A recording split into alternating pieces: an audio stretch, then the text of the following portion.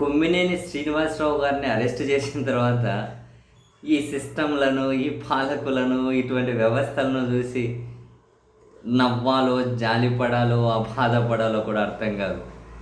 ఆయన కండక్ట్ చేసిన డిబేట్‌లో ఎవరో ఒకాయన నోరు జారి మాట్లాడితే తర్వాత క్షమాపణలు చెప్పినా కూడా వెంటాడి, వేటాడి ఇంట్లో ఉన్న మనిషిని ఎత్తుకెళ్ళి అరెస్ట్ చేసి తీసుకెళ్ళి విచ్చలవిడిగా సెక్షన్‌లో కేసులనేటివి పెట్టేసి అరెస్ట్ చేసి తీసుకెళ్తే కొందరు ఓవర్ యాక్షన్ గాళ్ళు రోజు వాళ్ళు పెట్టే డిబేట్లు, వాళ్ళ మాటలు, ఆ స్క్రిప్ట్ రైటర్లు, అందులో జూనియర్ ఆర్టిస్టులు పాల్గొనే మాటలు 1000 సార్లు అరెస్ట్ చేయాలేమో కొందరిని. 1000 సార్లు అరెస్ట్ చేయాలేమో. వాళ్ళు, వాళ్ళ అత్తి, వాళ్ళ మాటలు ఎవరినో ఆ డిబేట్లు ఇవి పెట్టమనండి. ఇంకొకరి బిడ్డకు తండ్రి ఎవరు అనే డిబేట్లు పెట్టిన ఎదవలు వీళ్ళు నీతులు చెబుతారు. అబ్బా! ఎంత అధికారం చేతిలో ఉంటే మాత్రం ఈ కాలచక్రం తిరుగుతూనే ఉంటుంది కదా! 5 ఏళ్ళకో, 10 ఏళ్ళకో, 15 ఏళ్ళకో కాలచక్రం అయితే తిరుగుతుంది కదా! ఏం అధికారం! ఇంతకుముందు ప్రభుత్వంలో 1000 సార్లు అరెస్ట్ చేయాలేమో. ఇట్లా ఇటువంటి వాటికి అరెస్టులు చేయాలంటే రోజు అరెస్టులు 1000 సార్లు కాదు. 365 మల్టిప్లై బై కనీసం 4.5 సంవత్సరం వేసుకొని అరెస్ట్ చేయాలేమో. జగన్ గారి భార్య మీద సినిమా తీశారు. వాళ్ళ భార్య గారి ఫోటో పెట్టి చెత్త చెత్త హెడ్డింగ్స్. జగన్నే పార్టీ సమావేశంలో కూర్చొని బోసడిగినా కూడా కానీ తలక ఎగరేసి నరుకుతామన్నారు. ఎన్ని అక్రమ సంబంధాలు అంటగట్టారు వాళ్ళ ఇంట్లో ఆడవాళ్ళకి. రోజు వాళ్ళు నోరు తెరిస్తే ఆ బూతులే కదా వాళ్ళవి.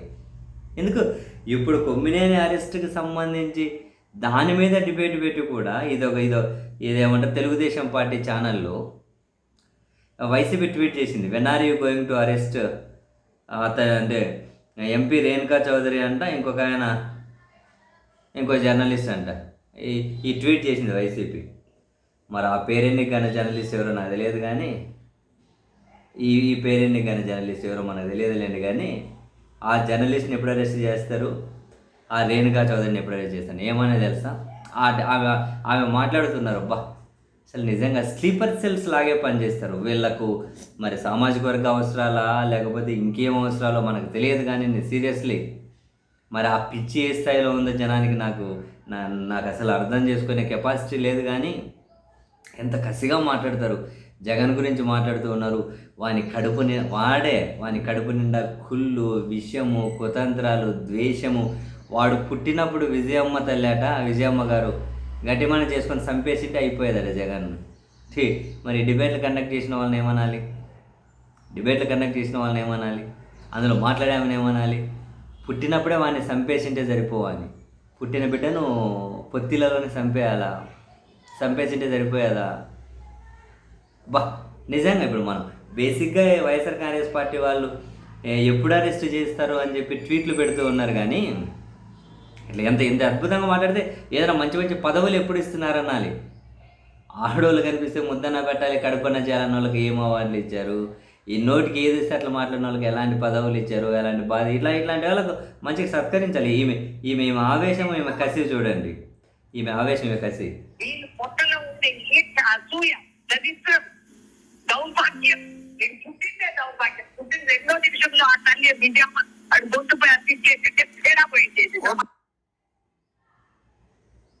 ఎంత దారుణంగా మాట్లాడుతుంది ఈమె, ఎంత దారుణంగా మాట్లాడుతుంది.